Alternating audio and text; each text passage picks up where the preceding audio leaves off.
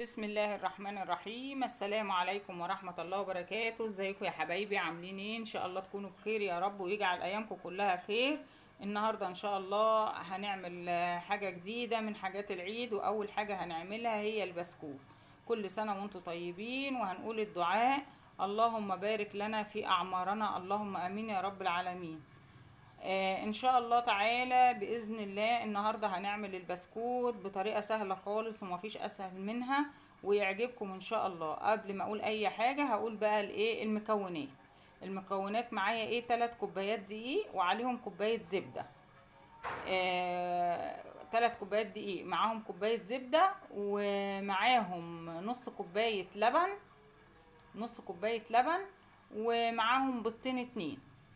هيديكي نتيجة ممتازة جدا. طبعا هنضرب الاول الزبدة ان شاء الله تعالى مع السكر، والسكر بتاعنا عبارة عن كوباية واحدة سكر. يبقى انا حطيت الزبدة، كوباية السمنة مع كوباية السكر، وضربتهم ضربة لغاية ما خليتهم كريمي خالص خالص، وان شاء الله يعجبكم وتنبسطوا منه. بعد ما نخلينا الزبدة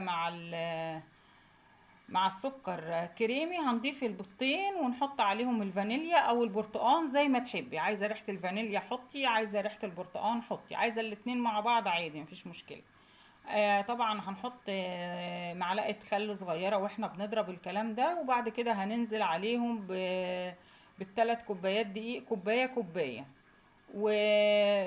واحنا بنظبط المقادير بتاعتنا، بنضيف اللبن لغاية لما العجينة تبقى معايا متماسكة. نضيف اللبن بالتدريج، حبة حبة كده، ما تلاقيش كله مرة واحدة.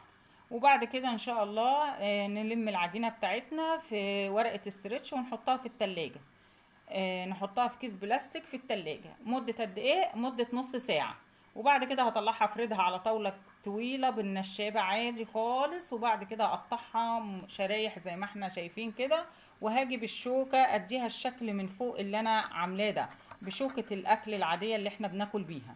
نديها الشكل من فوق بالشكل اللي احنا عاملينه دون، وان شاء الله تطلع معاكم كويسه وممتازه. النتيجه سهله. قطعي الحجم اللي انت عايزاه طويل زي كده على قد ما تقدري، اعملي اللي انت عايزاها طويله زي كده خليها طويله، عايزاها صغيره زي دي خليها صغيره، الحجم اللي انت عايزاها بسكوتات صغننه اعمليها الشكل اللي انت عايزاه. هيتنفذ ان شاء الله وهتبقى جميله جدا وهتنبسطوا منها. على فكره الثلاث كوبايات دقيق عملوا معايا قيمه كيلو بسكويت، وان شاء الله موفر وجميل جدا وهتنبسطي منه. وصفه في منتهى الجمال. بس اهم حاجه تضربي الزبده مع السكر ضربه كويسه جدا لما يديكي قوام كريمي. وبعد كده انزلي باللبن، وبعد كده الدقيق، وطبعا الروايح اللي انت عايزاها برتقان او فانيليا. والثلاث كوبايات دقيق عليهم بيضتين يا جماعه.